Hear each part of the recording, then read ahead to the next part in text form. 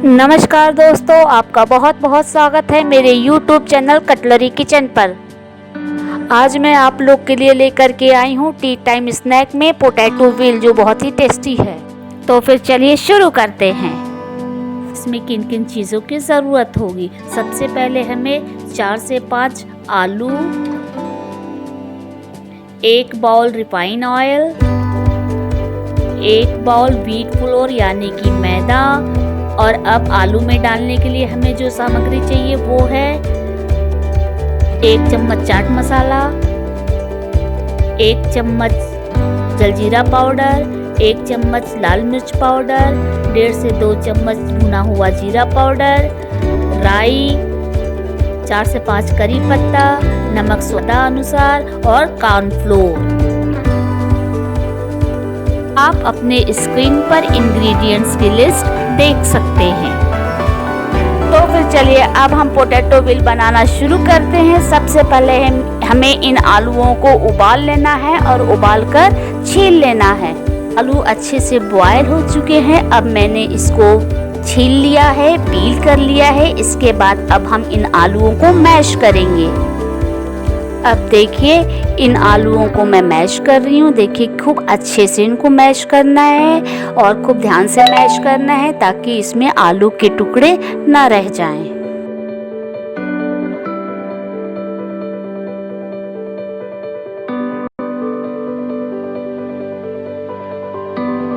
अब मैं इन आलूओं को मैश कर रही हूँ। आपको भी इसी तरह से स्पून की हेल्प से दबा दबा कर आलूओं को मैश करना है। इस बात का ध्यान रखना है कि इन आलूओं में छोटे टुकड़े न रह जाएं, क्योंकि हमें ये आलू मैदे में रोल करना है। अब मैं आपको दिखाती हूँ कि इसमें मसाले कैसे ऐड करेंगे। सबसे पहले 1 से 1.5 चम्मच जीरा पाउडर, लाल मिर्च पाउडर 1 चम्मच, 1 चम्मच चाट मसाला, 1 चम्मच जलजीरा पाउडर, नमक स्वादानुसार एज पर योर टेस्ट। अब आप स्पून से इन आलूओं में मसालों को अच्छे से मैश कर लें, मिक्स कर लें ताकि बराबर से ये मिक्स हो जाए। और जब आपको लगे कि आपको और ज़रूरत है तो आप इन मसालों में से थोड़े थोड़े और डाल सकती हैं। अपने हिसाब से इसको कर सकती हैं। अब देखिए इन आलूओं में मसाले खूब अच्छे से मिक्स हो चुके हैं, एक बराबर से हो गए हैं। अब हमें इस आलू को फ्राई कर लेना है। अब हमें इंडक्शन पे कढ़ाई रखनी है और इंडक्शन का टेम्परेचर 180 पे करना है। अगर आप गैस यूज़ कर रही हैं तो उसकी फ्लेम मीडियम पे रख लीजिए। मैंने इसमें 180 रखा हुआ है। अब कढ़ाई हीट हो चुकी है। गरम होने के बाद हमने इसमें ऑयल डाल दिया है। अब हम इसमें करी पत्ता डालेंगे। डालते समय ध्यान रखना है, ये बहुत तेज चिटकती हैं। अगर नहीं चिटक रही हैं तो हम इसके चिटकने का इंतज़ार करेंगे। आप देखिए कढ़ाई में करी पत्ते चिटकने लगे हैं। अब हम इसके बाद इसमें राई डाल देंगे और राई डालने के बाद अच्छे से स्पून से मिक्स कर लेंगे। और जब राई चिटकने लगेगी, अच्छे से भुन जाएगी, हमको भुनने की स्मेल आने लगेगी, तब हम इसमें ये मैश किए हुए आलू धीरे धीरे करके डालेंगे। इस तरह से देखिए एकदम अच्छे से। अब हम इसको फ्राई करेंगे और लगातार चलाते रहेंगे ताकि कढ़ाई में ये चिपके नहीं।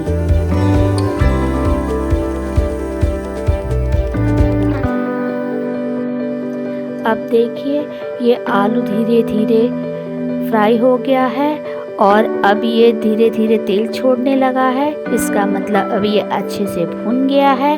अब हमें इसी तरह से इसको चलाते हुए तैयार कर लेना है।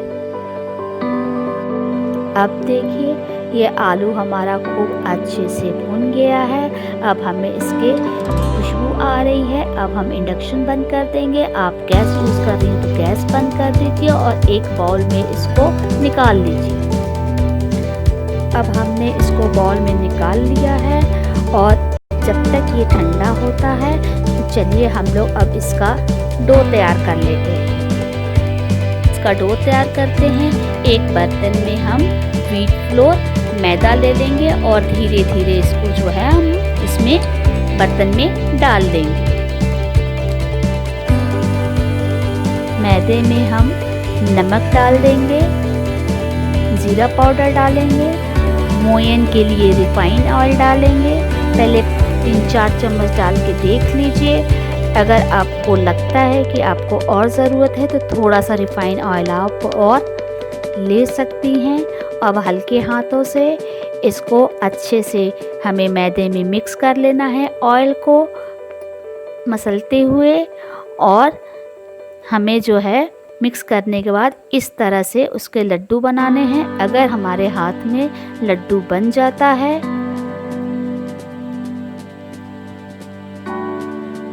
इस तरह से मैदे के लड्डू जब तैयार हो जाते हैं तो हमें समझना चाहिए कि हमारा जो मैदा है वो डो के लिए परफेक्ट तैयार हो चुका है।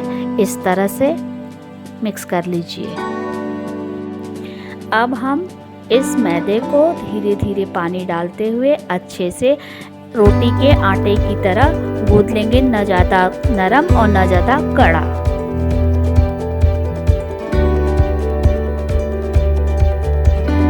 अब हमारा ये डो खूब अच्छे से तैयार हो गया है, एकदम खूब बढ़िया बन गया है। और इसको हम 5 से 10 मिनट के लिए सेट होने के लिए रख देंगे। ये देखिए खूब अच्छा तैयार हो गया, न कड़ा है और ना ही बहुत मुलायम है, बिल्कुल परफेक्ट है।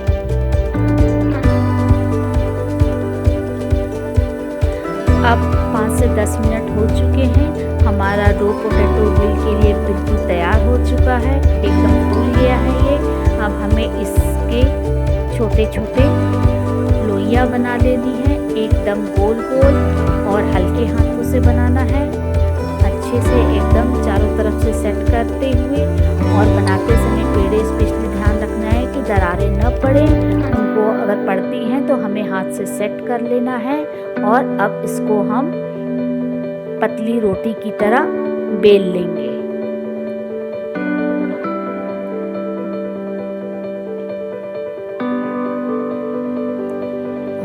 इस तरह से हम गोल गोल घुमाते हुए अच्छे से बेल लेंगे। बेलने के बाद ध्यान रखना है कि ये जो रोटी है हमारी एकदम एक बराबर से रहे और किनारों पे मोटे पतले नहीं होने चाहिए, बराबर से बेलने चाहिए।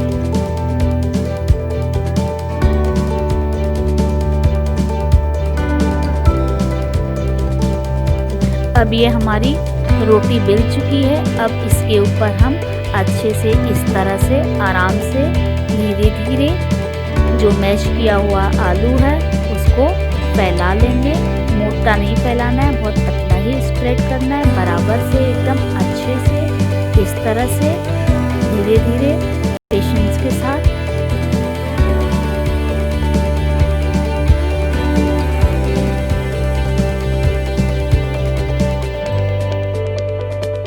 स्प्रेड करते समय ध्यान रखना है कि आलू जो है एक जगह पर ही रहें, इधर उधर बिखरे नहीं। और किनारों पर हमें आलूओं को नहीं फैलाना है, किनारों पर जगह छोड़ देनी है। आलू स्प्रेड करने के बाद ये देखिए स्प्रेड हो चुका है। स्प्रेड करने के बाद अब हम इसमें जो पहले कॉर्नफ्लोर लिए थे वो थोड़ा थोड़ा छिड़कते हुए हम इस पर आलू पर फैला लेंगे। ये कॉर्नफ्लोर जो है वो मैदे को आलू से बांध कर रखता है और तलते समय पोटैटो व्हील ये आलू जो है मैदे में से बाहर नहीं निकलते हैं, इसलिए कॉर्नफ्लोर बहुत ही मस्त इंग्रेडिएंट है इसमें। और अब स्प्रेड हो चुका है तो धीरे धीरे हाथ से हम इसको रोल करते हुए अच्छे से ऐसे रोल कर लेंगे। और रोल करने के बाद इनके किनारों को हम इस तरह से सेट करते हुए एकदम सील कर देंगे ताकि कहीं से भी हमारा आलू जो है बाहर न निकले। अब इस रोल को हम 2-4 मिनट के लिए या 5 मिनट के लिए सेट होने के लिए रख देंगे।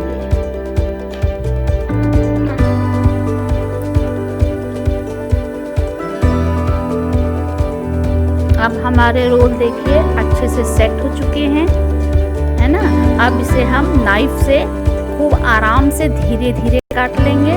और ये ध्यान रखना है काटते समय कि जो रोल है वो हमारे हाथ से प्रेस ना हो, नहीं तो फिर जो है वो पोटैटो व्हील सही शेप में नहीं बनेंगे।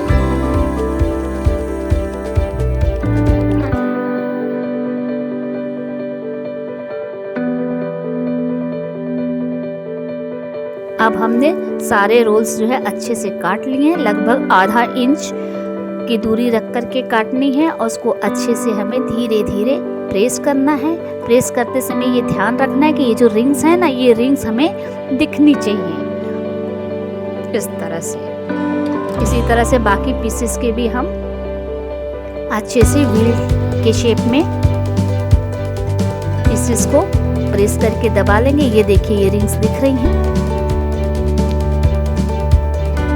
अब देखिए मैंने सारे रोल्स के रिंग्स तैयार कर लिए हैं। ये देखिए सब में रिंग्स दिख रही हैं। पोटैटो व्हील बिल्कुल तैयार हो चुके हैं। अब हम इन्हें फ्राई कर लेंगे। इंडक्शन पे कढ़ाई रख लेंगे और तैयार पोटैटो व्हील्स को तलने के लिए कढ़ाई में तेल डालेंगे और इंडक्शन का टेम्परेचर हम जो है वो 270 पे रखेंगे। अगर आप गैस यूज़ कर रही हैं तो आप उसकी फ्लेम जो है वो हाई पे रख लीजिए और ऑयल का हीट होने का वेट करिए। अब हम इस तरह से हाथ रख कर के देख लेंगे। जब हमारे हाथ में तेल की गर्मी का एहसास होने लगे तो हमें समझ लेना चाहिए कि तेल जो है अब पोटैटो व्हील्स को तलने के लिए तैयार हो चुका है।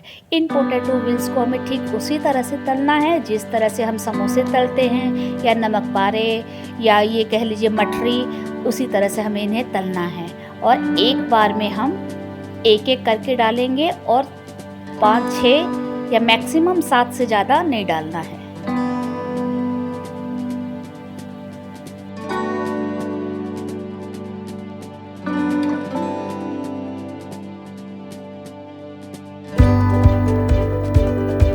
ये देखिए ये अच्छे से सिक रहे हैं, फ्राई हो रहे हैं। इन्हें बीच बीच में हमें पलटते रहना है, एक तरफ करके छोड़ नहीं देना है और इन्हें एकदम वैसे ही फ्राई करना है जैसे हम समोसे, मठरी या नमक पारे फ्राई करते हैं। और बीच बीच में अपने हिसाब से आप गैस अगर यूज़ कर रही हैं तो उसकी फ्लेम को मीडियम सिम पे कर सकती हैं। अगर इंडक्शन यूज़ कर रही हैं तो आप उसका टेम्परेचर कम ज़्यादा कर सकती हैं। जैसे 270 पर रखा था, आप कम कर दीजिए, 100 कर दीजिए, 50 कर दीजिए।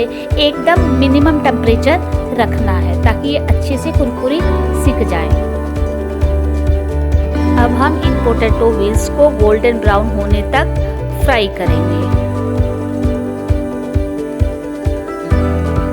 अब ये देखिए पोटैटो व्हील्स एकदम गोल्डन ब्राउन सिक चुके हैं, हो गए हैं बिल्कुल तैयार। अब हम इन्हें एक प्लेट में पेपर नैपकिन पर निकाल लेंगे जिससे कि इसमें जितना भी एक्सेस ऑयल है वो पेपर नैपकिन हमारा एब्जॉर्ब कर लेता है। अब देखिए ये सारे पोटैटो व्हील्स हमने पेपर नैपकिन में निकाल लिए हैं और जितने भी इसमें एक्स्ट्रा ऑयल था वो सारा पेपर नैपकिन ने एब्जॉर्ब कर लिया। ये देखिए सारे रिंग्स एकदम क्लियर हैं, कितने सुंदर दिख रहे हैं। और ये पोटैटो व्हील का शेप देखिए एकदम व्हील की तरह दिख रहा है। अब ये परोसने के लिए तैयार है। पोटैटो व्हील बिल्कुल तैयार हो चुका है। ये देखिए हमने प्लेट में निकाल लिया। इसे टी टाइम स्नैक में हम चाय के साथ खा सकते हैं। ये बरसात के मौसम में बहुत अच्छे लगते हैं। इसे हम जो है चाय के साथ, ये देखिए, या फिर सॉस के साथ या हरी चटनी के साथ खा सकते हैं। इस वीडियो को देखने के लिए आप लोग का बहुत बहुत धन्यवाद। अगर आपने मेरा चैनल अभी तक सब्सक्राइब नहीं किया है तो प्लीज़ उसको सब्सक्राइब करें और अपने सुझाव मुझे कमेंट बॉक्स में लिख करके अवगत कराने का कष्ट करें।